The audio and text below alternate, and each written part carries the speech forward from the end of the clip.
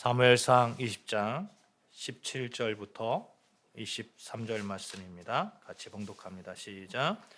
다윗에 대한 요나단의 사랑이 그를 다시 맹세하게 하였으니 이는 자기 생명을 사랑함 같이 그를 사랑하였음이더라.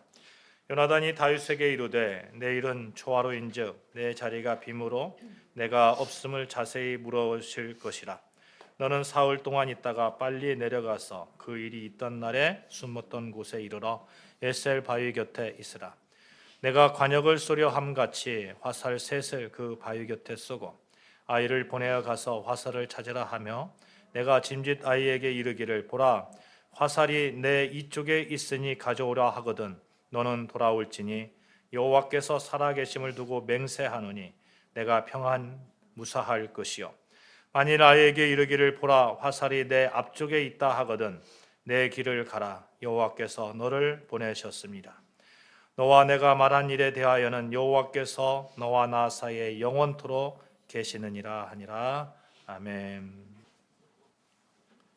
오늘 예배 가운데 우리 진실한 친구 되시는 예수님의 사랑이 넘치시기를 바랍니다. 그 현대 사회의 특징 중에 하나가 많은 사람들로부터 많은 사람들의 어떤 정보, 생각, 삶을 이렇게 공유하고 있다는 것입니다. 그러면 우리가 많은 사람들의 그런 생각, 정보, 어떤 삶 이렇게 공유하다 보면 그러면 그 사람으로부터 위로를 받고 힘을 얻어야 되는데 그럼에도 불구하고 외롭습니다.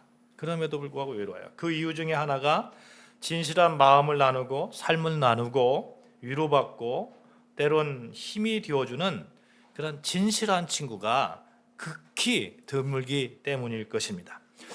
100명을 아는 사람이나 1000명을 아는 사람이나 진실한 친구가 몇 명이 되냐고 물으면 손을 꼽습니다. 요즘 SNS 하잖아요. SNS 하는데 그 사람들의 일상을 접합니다. 일상을 접하고 사고를 접하고 옛날에는 실제로 만남을 가져서 그 사람의 어떤 생각을 알게 되었는데 그런 경험도 공유하고 그랬는데 지금은 다르죠. 핸드폰만 키면 컴퓨터만 키면 곧바로 다른 사람의 인생이 곧바로 나에게 이렇게 들어옵니다. 잘 포장된 그런 인생들이 들어오는 거죠.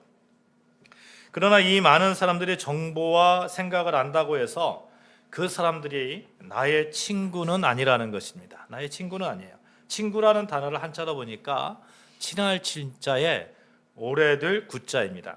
글자 그대로 풀이하면 가깝고 오래된 친구 그런 사이라는 그런 얘기죠.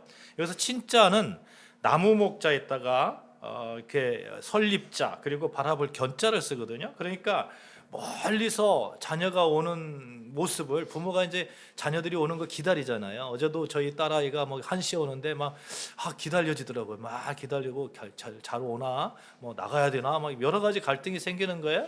멀리서 이제 자녀가 온다고 하면 나무 위에 올라가가지고 어디쯤 오고 있나 이렇게 바라보면서 보고 있잖아요. 그런 그 형상을 그 친자라고 이렇게 표현하고 있는데 지극히 아끼고 살피는 마음이다 이런 뜻을 가지고 있습니다. 여러분 이런 친구 마치 부모와 같은 심정으로 서로 아끼고 있는 그런 분들이 몇 분이나 되십니까? 설사 있다고 하더라도 나의 안 좋은 면을 보게 되면 그래도 그렇게 친구가 친구로서 남아있을 수 있을까? 여러분 의심이 가지 않습니까? 그래서 나태주라는 시인이 이런 그 시를 썼어요. 첫사람이라는 시를 썼는데 당신은 내가 사랑하는 나를 가장 많이 사랑해준 첫 번째 사람입니다. 이런 시를 썼거든요.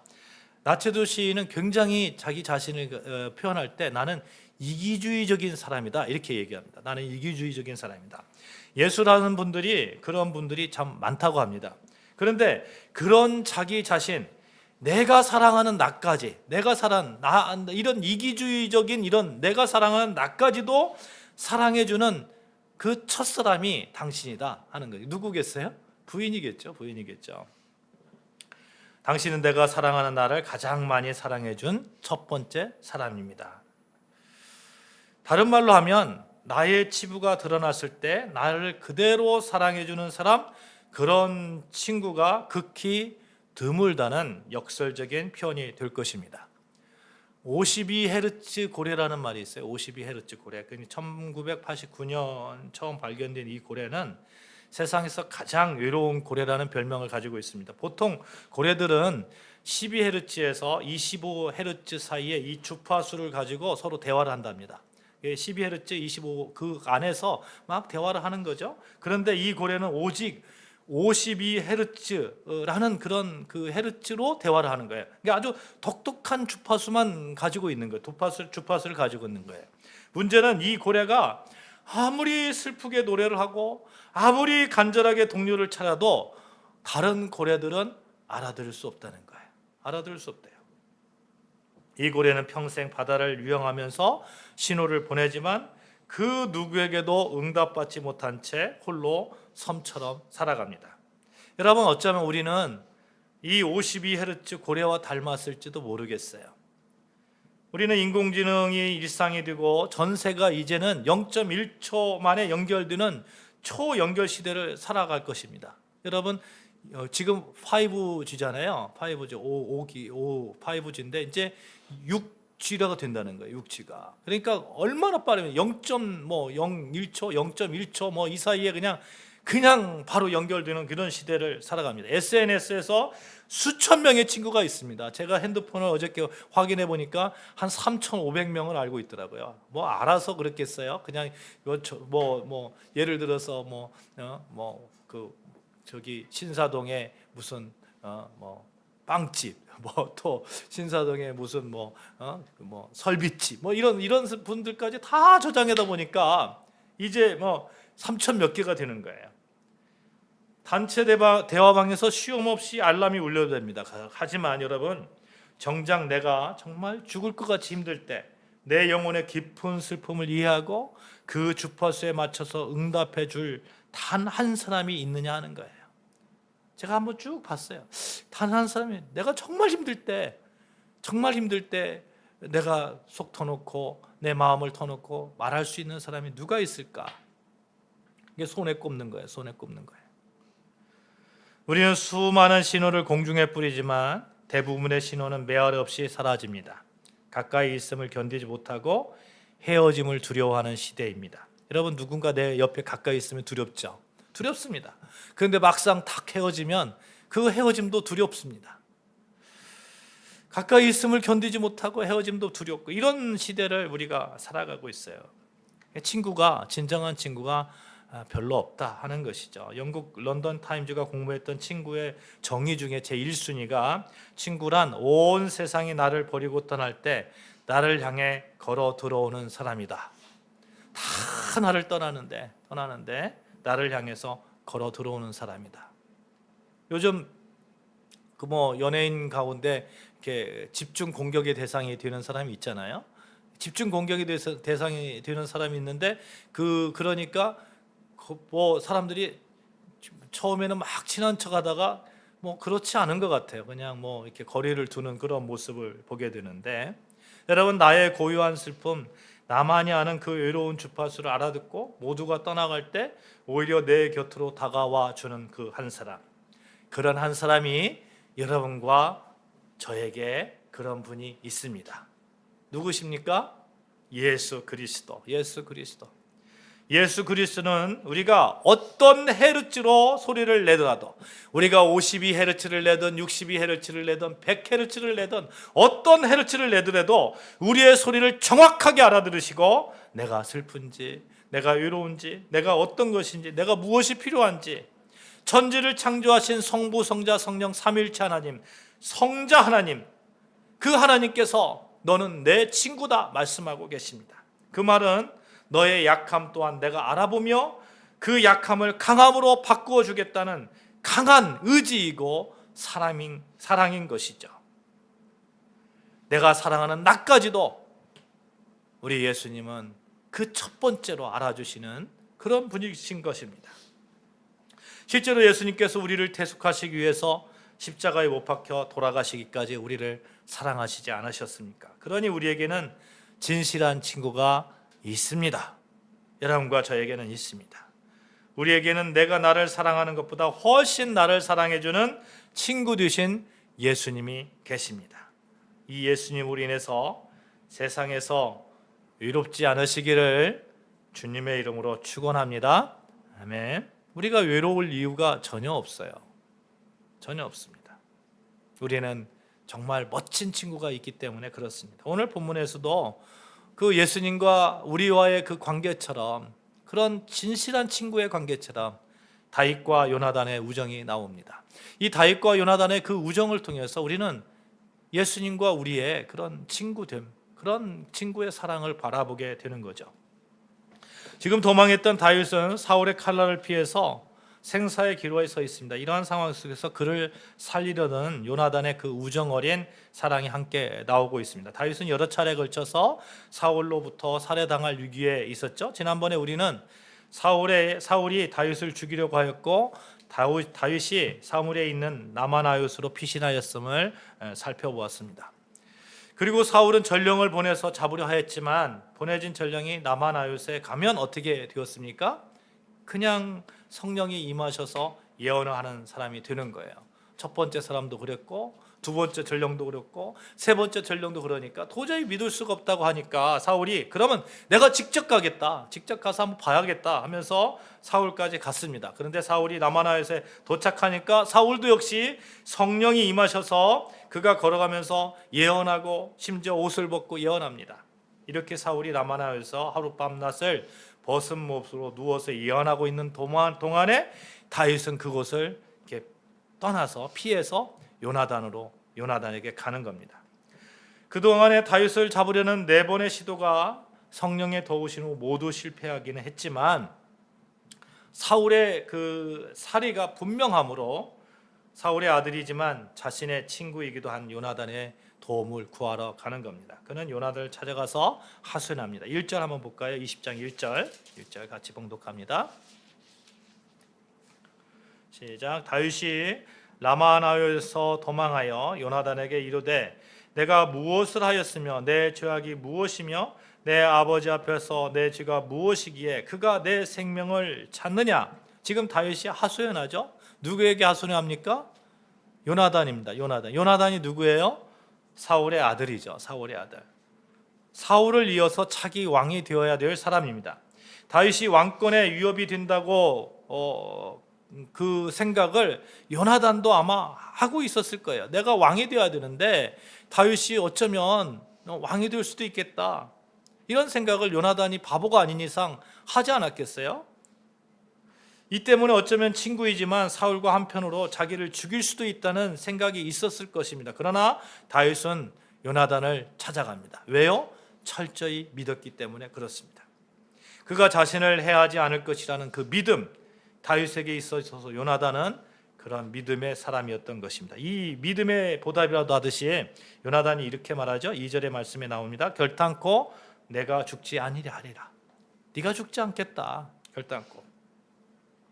사실 사울은 그의 아들 요나단에게 알리지 아니하고는 큰 일이든 작은 일이든 행하지 아니하였습니다. 그러므로 요나단은 아버지가 절대로 자기에게 숨기지 아니라고 확신하고 있었을 거예요. 자기에게 다 알려주니까 내가 너를 지켜주겠다는 겁니다. 내가 너를 지켜주겠다. 다윗에게 맹세합니다. 그런데 이 말에서 다윗이 이렇게 반응합니다. 한번 우리 같이 3절 한번 볼까요? 3절 시작. 다윗이 또 맹세하이르되 내가 내게 은혜 받은 줄을 내 아버지께서 밝히 알고 스스로 이르기를 요나단이 슬퍼할까 두려운즉 그에게 이것을 알리지 아니하리라 함이니라. 그러나 진실로 여호와의 살아계심과 내 생명을 두고 맹세하노니 나와 죽음의 사이는 한 걸음뿐이니라. 나와 죽음의 사이는 한 걸음뿐이다.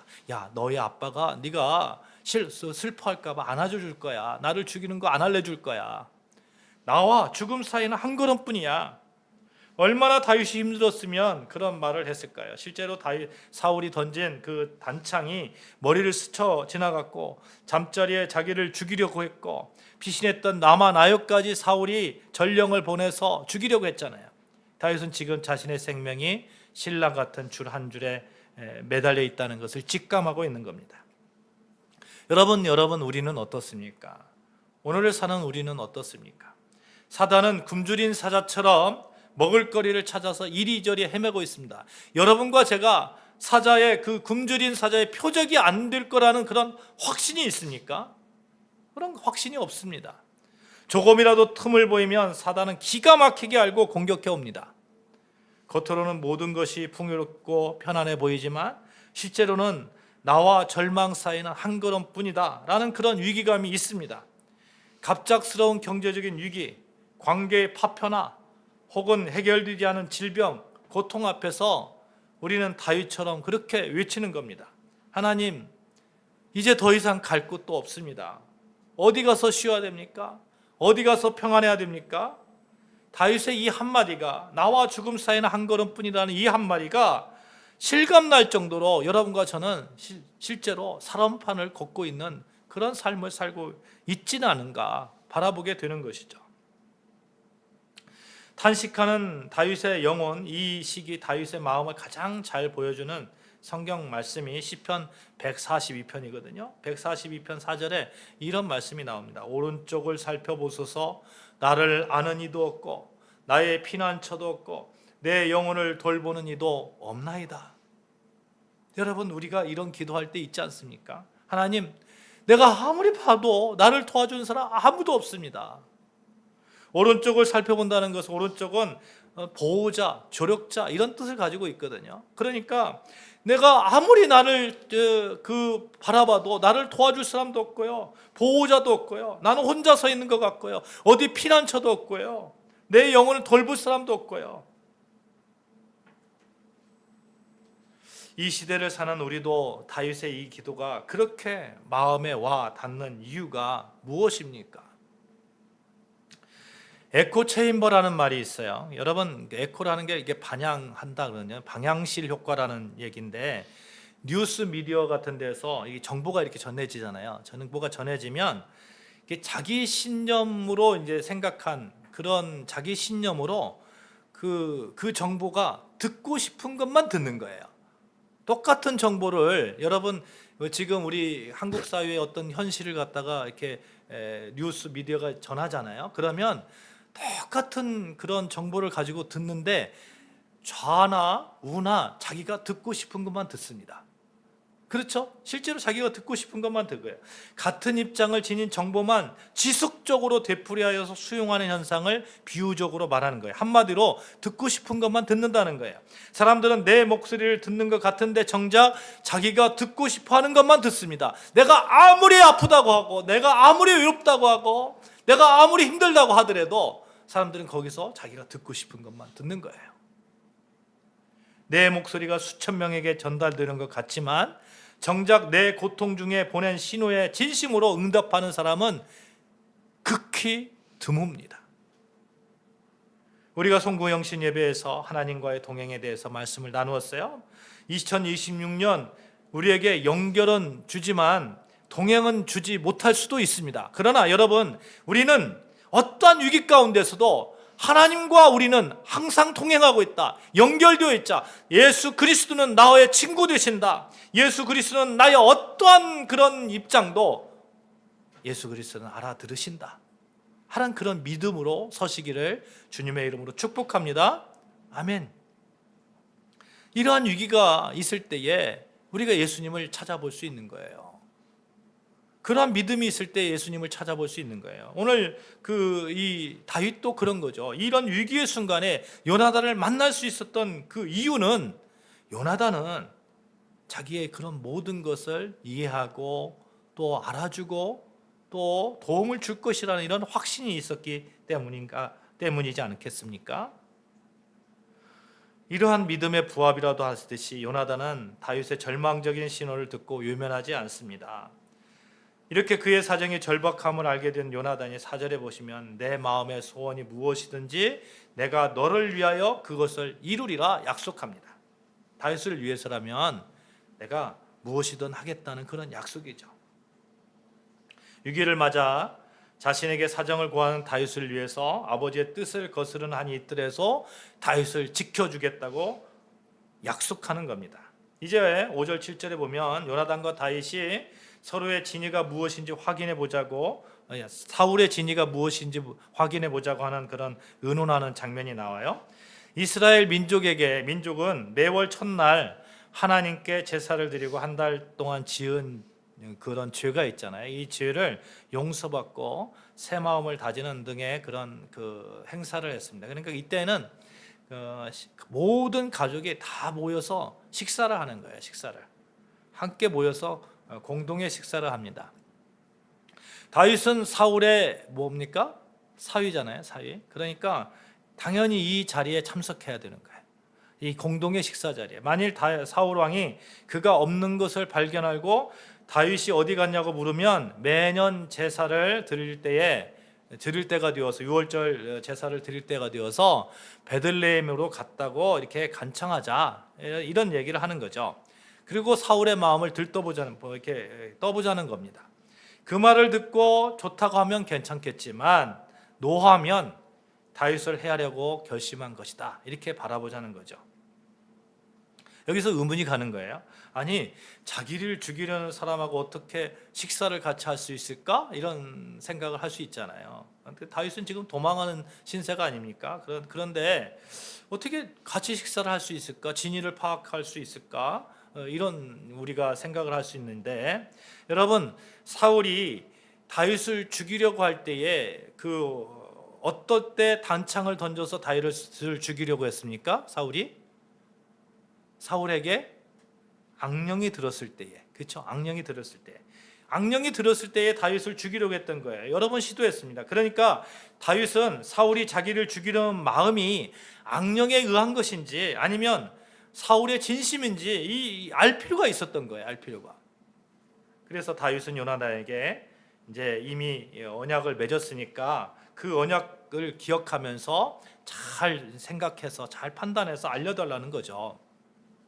자기를 불쌍히 여기고 도와달라는 것입니다. 사울의 진위가 무엇인지, 나를 진짜로 죽이려고 하는 것인지 아니면 악령이 들어서 그런 것인지 한번 알아봐 달라, 이렇게 이야기를 하는 겁니다. 이제 요나단이 이런 서로가 이렇게 서로 이제 약속을 하는 거죠.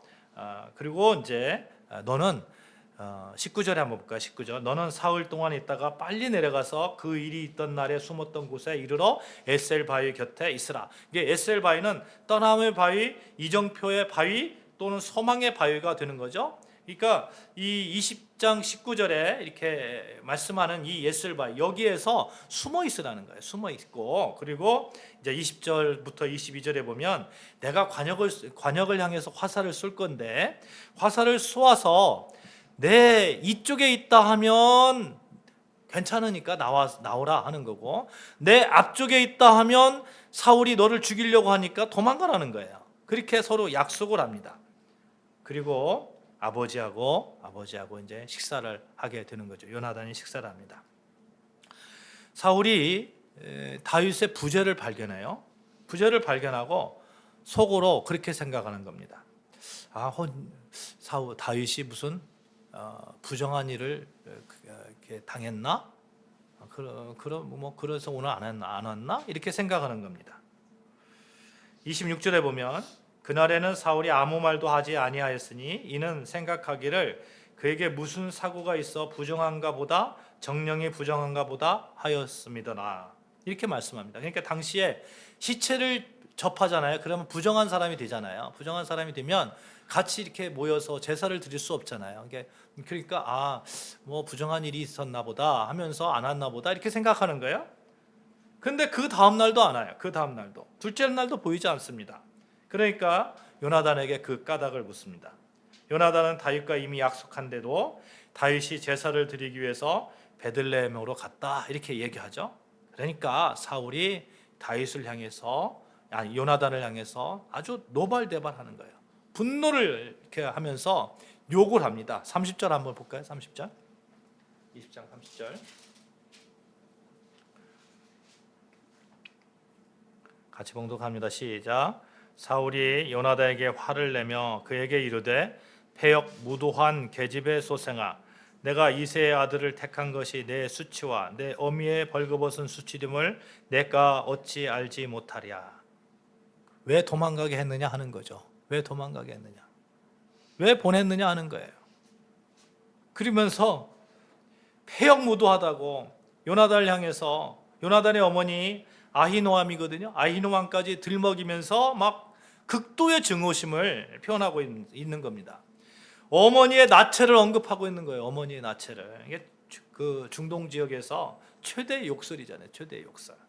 욕의 욕을 하면서 다윗이 살아 있는 동안에 너와 내 나라가 든든하지 못할 것이다. 왜 그냥 살려서 돌려보냈느냐 하는 거죠.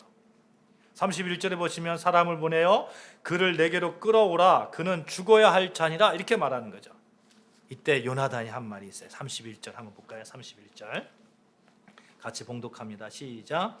이새의 아들이 땅에 사는 동안은 너와 내 나라가 든든히 서지 못하리라. 그런즉 이제 사람을 보내어 그를 내게로 끌어오라. 그는 죽어야 할 자니라 한지라. 요나단이 그의 아버지 사울에게 대답하여 이르되 그가 죽을 일이 무엇이니까 무엇을 행하였나이까. 여러분, 아버지에게 막 욕의 욕을 들으면서 막 폐역무도하다고 막 욕의 욕을 들으면서 막 이렇게 공격을 받는데 요나단이 아버지 다윗이 죽을 이유가 무엇입니까? 이렇게 다윗을 두둔하고 있는 그런 모습, 여러분 요나단의 모습입니다. 사랑하는 여러분, 요나단과 같이 어떠한 상황 속에서도 여러분의 편에서 여러분을 대변하며 변호해주는, 지켜주는 그런 사람들이 여러분은 주변에 많이 있기를 주님의 이름으로 축복합니다. 아멘. 이제 요나단은 사울이 다윗을 향한 마음을 확인하였어요. 이 사실을 다윗에게 알려야 됩니다. 이튿날 아침에 요나단이 화살을 줍는 아이를 데리고 다윗과 정한 시간에 들어가서 화살을 쏩니다. 그리고 이렇게 이야기합니다. 화살이 내 앞쪽에 있지 아니하냐. 이렇게 하면 뭐라고 했어요? 다윗에게 어떻게 하라고요? 도망가라고 서로 약속했잖아요. 화살이 내 앞쪽에 있지 아니하냐. 이 말을 듣고 다윗이 숨어있는 곳에서 나와서 도망합니다. 그들이 헤어질 때의 모습이 우리에게 큰 감명을 주는데 41절 말씀 같이 봉독합니다. 41절 말씀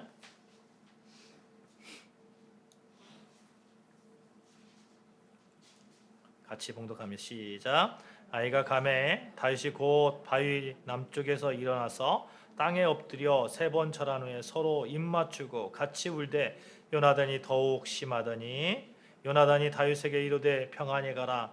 우리 두 사람이 여호와의 이름으로 맹세하여 이르기를 여호와께서 영원히 나와 너 사이에 계시고 내 자손과 내 자손이 사이에 계시니라 하였느니라. 아니 다윗은 일어나 떠나고 요나단은 성읍으로 들어가니라. 여러분, 이 모습이 보이지 않아요? 서로 입맞추면서 울면서 그렇게 떠나보내는 그런 진실한 친구의 모습. 다윗은 요나단 때문에 살아날 수 있었습니다.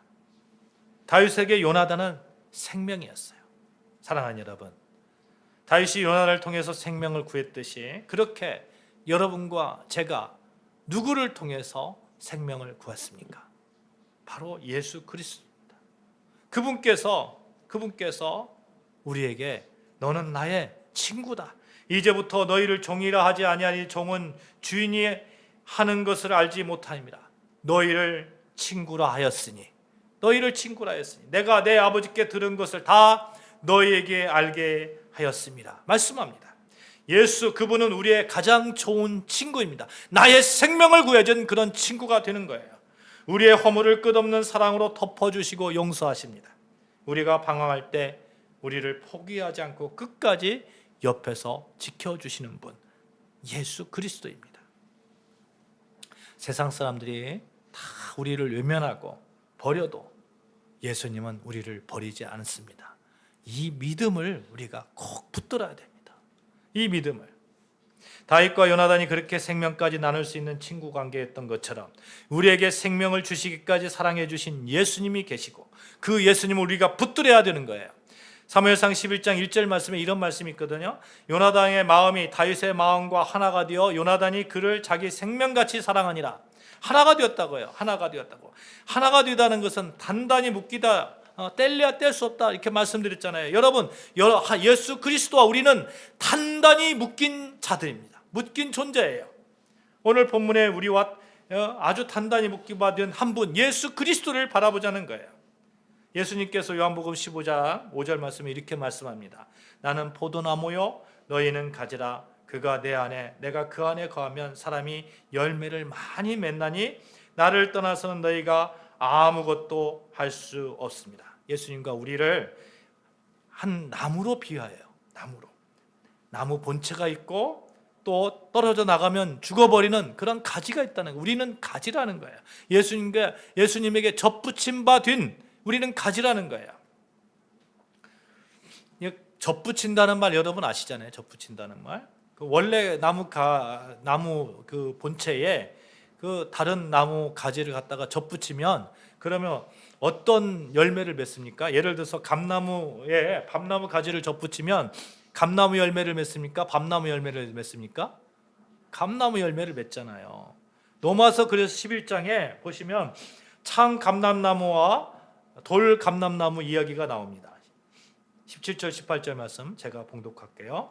또한 가지 얼마가 꺾이었는데 돌 감람나무인 내가 그들 중에 접붙임이 되어 창 감람나무 뿌리의 진액을 함께 받은 자가 되었은즉 그 가지들을 향하여 자랑하지 말라. 자랑할지라도 내가 뿌리를 보존한 것이 아니요 뿌리가 너를 보존하는 것이니라. 한 정원사가 산속을 걷다가 버려진 돌 감람나무 한 가지를 발견했어요. 그 나무를 보니까 그냥 거칠고 말라 비틀어졌어요. 열매를 맺어도 너무 작아요. 도저히 먹을 수 없는 나무였어요. 정원사가 이 볼품없는 가지를 꺾어가지고 자기 정원에 있는 참 감람나무에 갖다가 이게 접붙임을 했습니다. 그러니까 여러분 돌 감람나무가 어떻게 될까요? 참 감람나무처럼 그 감람나무의 뿌리의 진액을 이렇게 빨아들여가지고 정말 멋진 열매를 맺는 거예요. 여러분과 저는 예수 그리스도와 단단히 묶인 자입니다. 그래서 여러분과 저는 정말 멋진 열매, 이 삶 가운데서 아름다운 열매를 맺어야 되는 사람인 거예요. 믿으시면 아멘 하시기 바랍니다. 왜요? 우리는 예수님과 접붙인 자이니까. 친구 되신 예수님과. 요한복음 15장 13절 말씀에 사람이 친구를 위하여 자기 목숨을 버리면 이보다 더 큰 사랑이 없나니. 예수님이 우리를 위해서 목숨까지 버리셨잖아요. 너희는 내가 명하는 대로 행하면 곧 나의 친구라. 이제부터 너희를 종이라 하지 아니하리니 말씀합니다. 그 친구 되신 예수님, 우리가 옛사일 바위 뒤에 숨어 떨고 있을 때에도 여전히 눈동자와 같이 우리를 지켜주시는 예수님, 그 예수님을 꼭 붙들자고요. 만군의 여호와께서 그의 이름을, 우리의 이름을 아시고 우리의 아픔에 공감하시고 우리와 함께 식탁에 앉으시고 그래서 우리와 같이 식사를 하시고 이 모습을 우리가 정말 굳게 붙들고 예수 그리스도를 이렇게 붙들면서 하나님이 나의 친구가 되신다. 성자 하나님이 나의 친구가 되신다. 나를 위해서 지금도 기도하고 계신다. 나를 위해서 능력 주시고 계신다. 이 믿음으로 서자는 것입니다. 사랑하는 여러분, 따라해 봅시다. 나에게는 진실한 친구가 있습니다. 시작. 네, 나에게는 진실한 친구가 있습니다. 이 믿음으로 2026년 멋지게 승리하시는 여러분과 저 되어주시길 주님으로 축복합니다. 베드로전서 5장 7절 말씀에 보면 너희 염려를 다 주께 맡기라. 이는 그가 너희를 돌보심이라 말씀합니다. 2026년 한 해 친구 되신 예수님을 바라보십시다. 예수님의 능력을 바라보시고 그분의 사랑 안에 거하십시오. 예수님은 여러분을 끝까지 돌봐주시는 그런 분이십니다. 우리의 진실한 친구 되신 예수님을 통해서 2026년 승리하시는 여러분과 저 되어지기를 주님의 이름으로 축복합니다. 아멘. 기도하시겠습니다. 하나님 아버지 감사합니다.